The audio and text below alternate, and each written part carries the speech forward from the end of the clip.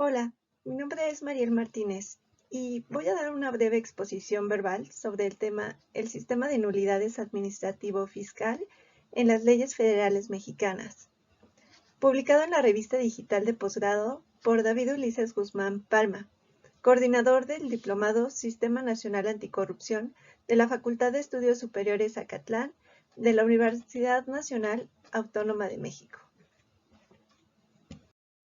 Este trabajo sintetiza cómo se integra el sistema de nulidades administrativas y fiscales, examinando cómo se conforma el acto administrativo fiscal, su causa y efecto entre el acto y los vicios, y la graduación de nulidad o anulabilidad, dependiendo de los vicios de cada acto administrativo. Asimismo, se analiza la importancia de emitir de manera correcta un acto administrativo de autoridad, conociendo los conceptos de impugnación que debe contener el recurso o la demanda administrativa.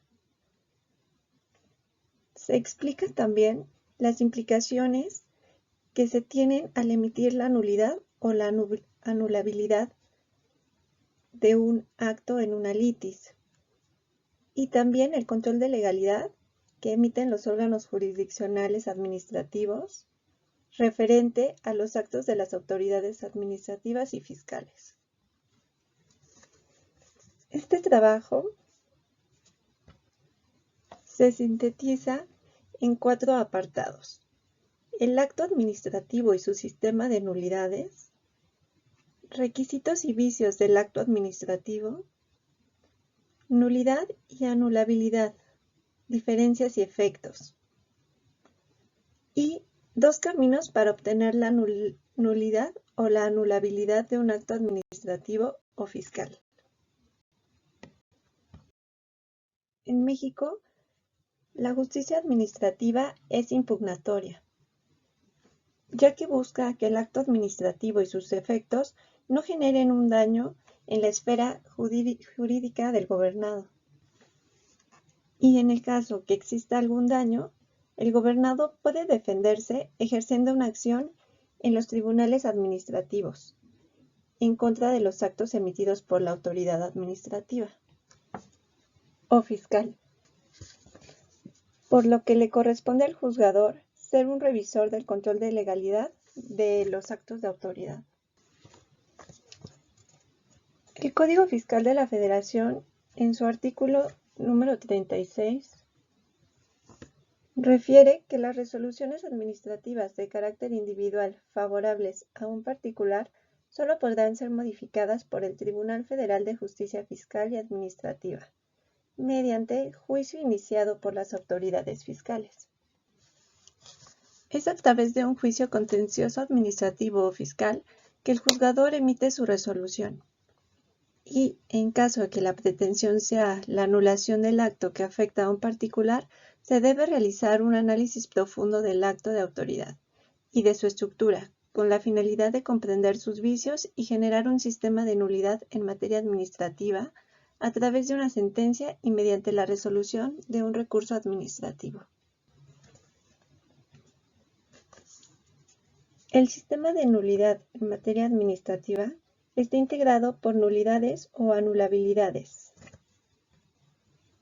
y puede llevarse a cabo a través de la resolución de un recurso en sede administrativa, es decir, un recurso administrativo, o mediante una sentencia en sede judicial, es decir, un juicio contencioso administrativo o fiscal. Así, el sistema de nulidades del que hablamos en la anterior diapositiva se sustenta en la teoría de la nulidad del acto administrativo. Ahora hablaremos del marco jurídico del que parten esta teoría, el cual establece los requisitos que debe cumplir el acto administrativo o fiscal y su emisión. Por lo que primero se deben identificar las deficiencias, o también llamadas vicios, para que después un órgano jurisdiccional o una autoridad administrativa, según la gravedad, declaren la nulidad o anulabilidad del acto en un juicio contencioso administrativo. Todo esto deberá estar integrado por las leyes especializadas en la materia, los reglamentos, los manuales de funcionamiento, circulares, la Constitución Política de los Estados Unidos Mexicanos, por diversos tratados internacionales en materia de derechos humanos y por la jurisprudencia de la Corte Interamericana de los Derechos Humanos. A pesar que el sistema jurídico en el cual se integra el marco jurídico es amplio, el juzgador en algunos casos debe interpretar la hipótesis jurídica para determinar el grado de nulidad o de anulabilidad del caso administrativo. En esas situaciones, la teoría es de mucha importancia, ya que va a ayudar a discernir la figura jurídica que sea aplicable y los efectos de esta misma. Definición del acto administrativo. Según Acosta, el acto administrativo es la manifestación unilateral de la voluntad de un órgano administrativo competente, encaminada a crear, reconocer, modificar, transmitir, declarar o extinguir derechos u obligaciones. Fernández Ruiz afirma que se han desarrollado muy diversos conceptos formulados con criterios diferentes, pero sin desconocer los intentos por emplear un criterio mixto, la gran mayoría podría separarse en dos grandes grupos, a saber, los elaborados con un criterio orgánico y los planteados con un criterio material. El criterio orgánico, también llamado subjetivo o formal, Fernández Ruiz plantea lo siguiente. Acto administrativo es el realizado por los órganos administrativos del poder público y no por otros. Conforme a este criterio, solo los órganos administrativos pueden producir actos administrativos, lo que significaría que los órganos judiciales y los legislativos no podrían hacerlo, lo cual es rechazado en la actualidad por la mayor parte de la doctrina. Y para el criterio material, que también es llamado objetivo o sustancial, el acto administrativo es aquel cuya sustancia es administrativa, por lo que todos los órganos del poder público, ya sean administrativos, judiciales o legislativos, producen actos administrativos caracterizados por su contenido material de naturaleza administrativa. Ahora bien, el Poder Judicial Federal lo conceptualiza como el medio por el cual se exterioriza esa voluntad y puede conceptuarse como el acto jurídico unilateral que declara la voluntad de un órgano del Estado en ejercicio de la potestad administrativa y crea situaciones jurídicas conducentes a satisfacer las necesidades de la colectividad. En base a este marco conceptual, se puede afirmar que el acto administrativo es una manifestación de voluntad de una autoridad administrativa, cuyo objetivo es satisfacer necesidades sociales y para lograrlo crea, modifica o extingue los derechos y obligaciones de los particulares. El análisis de validez del acto administrativo inicia con el estudio de los elementos sustanciales y formales del acto, que después de ejecutarse generan una relación causa y efecto, siendo esto el motivo de nulidad. El acto administrativo goza de presunción iuris tantum, lo cual se fundamenta en la Ley Federal de Procedimiento Administrativo en su artículo 8, el cual dice que el acto administrativo será válido hasta en tanto su invalidez no haya sido declarada por autoridad administrativa o jurisdiccional, según sea el caso. Es por este motivo que el régimen de nulidades administrativas examina el acto administrativo buscando las causas que demuestren la antijudicialidad. Y en caso de existir, lo reconoce en una resolución administrativa o jurisdiccional que determina la nulidad o la anulabilidad del acto impugnado, precisando los efectos y consecuencias de esa determinación. Gordillo indica que el sistema de nulidades de los actos administrativos son las consecuencias jurídicas que habrán de asignarse a un defecto o vicio concreto del acto. Por ejemplo, si determinada violación de un requisito legal dará como resultado que el acto deba ser dejado sin efecto y o tratado de determinada manera, a eso llamaremos nulidad. Lo que significa que el acto administrativo seguirá teniendo el mismo valor, salvo resolución o sentencia que lo anule. Palomo dice que una vez que el acto administrativo se ha perfeccionado con los elementos y requisitos necesarios para su formación, adquiere fuerza obligatoria y goza de una presunción de legitimidad que significa que debe tenerse por válido mientras no llegue a declararse por autoridad competente su invalidez.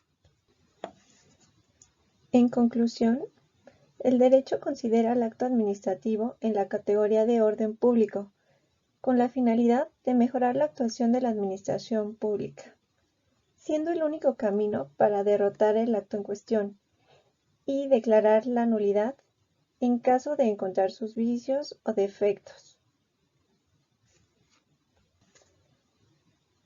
siendo el principio de buena fe que todo acto administrativo es de orden público.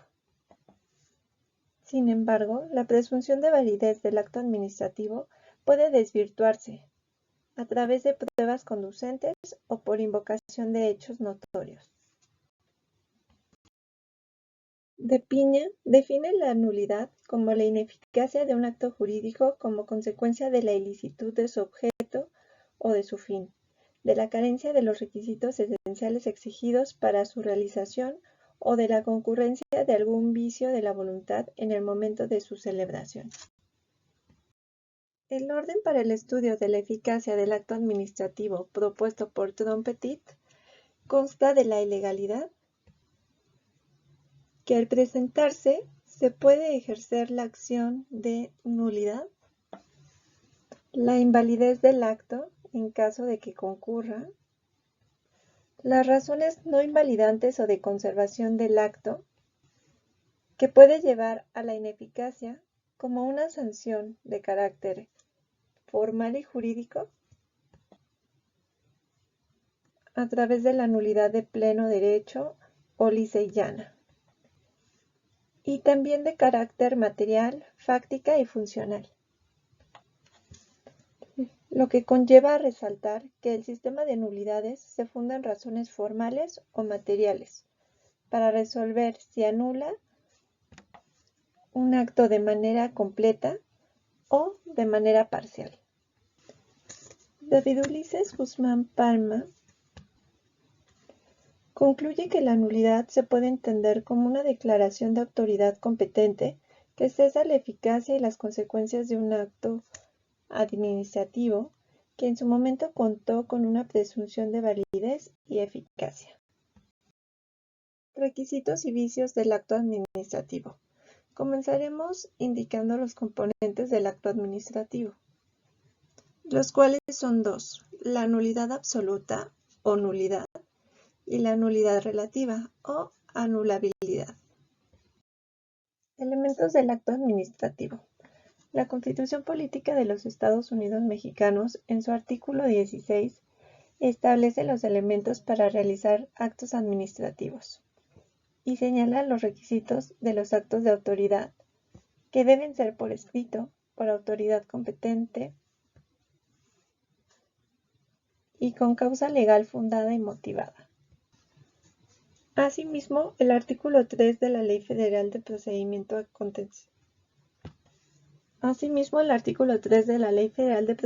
Administrativo señala los elementos y requisitos del acto administrativo. al igual que el Código Fiscal de la Federación en su artículo 38. Los principales requisitos extraídos de ambos preceptos son: la autoridad emisora del acto contenga la competencia, el objeto del acto sea específico y congruente, que el fin del acto sea el ejercicio del interés público, que el acto se emita por escrito y se firme, que la autoridad dé razones y mencione en cuáles normas jurídicas sustenta el acto, que el acto cumpla con el debido proceso, que el fin del acto esté libre de error, que el acto esté ausente de violencia y dolo, informar el lugar y horario donde estará disponible el expediente, informar el lugar y la fecha de emisión del acto administrativo. El expediente deberá estar identificado. Se deberá mencionar qué órgano emitió el acto administrativo. Deberá anunciarse con qué recurso o juicio se puede impugnar el acto. Que se decida sobre todo lo planteado por las partes. Existen dos tipos de actos: los actos concretos, que están caracterizados por estar dirigidos a una o varias personas, y los actos generales, los cuales son normas jurídicas de aplicación general distintas a las leyes. Los vicios del acto administrativo pueden ser el origen de la nulidad, ya que los criterios judiciales se rigen bajo la premisa de que donde surge una causa de nulidad hay un vicio en la conformación del acto. Enseguida se listan algunos vicios del acto administrativo. Nulidad y anulabilidad, diferencias y efectos. Para obtener la nulidad, no es suficiente con comprobar la ilegalidad de un acto administrativo. Es necesario acreditar su gravedad o el grado de afectación generado. Para Pérez, la nulidad absoluta no se extingue con el transcurso del tiempo, ni por el consentimiento de los afectados, ya que atenta contra el orden público y el interés general. Para De Piña, la anulabilidad es la posibilidad legal de hacer cesar los efectos propios de un acto jurídico que se considere viciado o defectuoso, mediante el principio de la acción procesal correspondiente por quien esté legitimado para impugnarlo en atención a su irregularidad. Causa-efecto de la nulidad. Para Gordillo, las consecuencias jurídicas que habrán de asignarse a un defecto o vicio concreto del acto, por ejemplo, si determinada violación de un requisito legal dará por resultado que el acto deba ser dejado sin efecto y o tratado de determinada manera, a eso llamaremos nulidad. Cabeçut dice que el derecho administrativo, la nulidad deriva de la imposibilidad de integración del acto a un ordenamiento jurídico, dado o de su violación objetiva de principios jurídicos. Las nulidades administrativas no dependen de cuál elemento del acto está viciado, sino de la importancia de la infracción al orden jurídico. Para el tribunal colegiado, la nulidad de una resolución fiscal debe ser para efectos y no lisa y llana, cuando contiene vicios formales. Si ésta no fue dictada en contravención a las disposiciones aplicadas o no se dejó de aplicar las debidas, sino que únicamente se trata de omisión de requisitos formales. Así, para el Poder Judicial Federal, si la ilegalidad del acto de autoridad no afecta al particular, el vicio resulta irrelevante en tanto que se dio al gobernado la oportunidad de ofrecer pruebas y alegar a lo que a su derecho conviniere.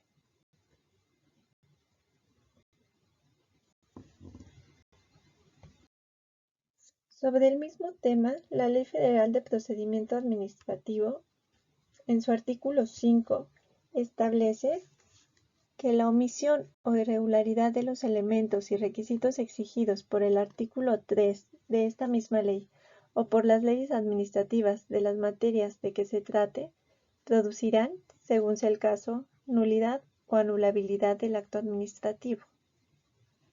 En su artículo 7 dice que la omisión o irregularidad de los elementos y requisitos señalados en las fracciones 7 a 16 del artículo 3 de esta ley producirá la anulabilidad del acto administrativo.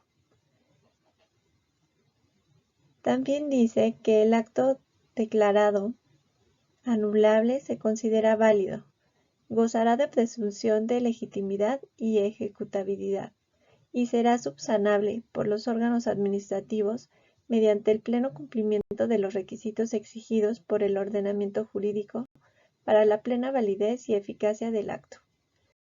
Tanto los servidores públicos como los particulares tendrán obligación de cumplirlo. La nulidad tiene efectos de retroactividad.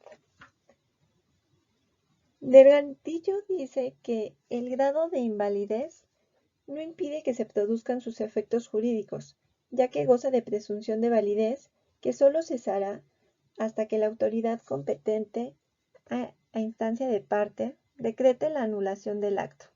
Una vez decretada la nulidad, la consecuencia es la extinción del acto administrativo y la de sus efectos desde su creación, es decir, los efectos son retroactivos. Según Ortega, una sentencia declara la nulidad de una resolución por la omisión de los requisitos formales que exige la ley o por vicios en el procedimiento. La misma sentencia debe señalar en qué forma afectarán las defensas del particular y trascendieron al sentido de la resolución.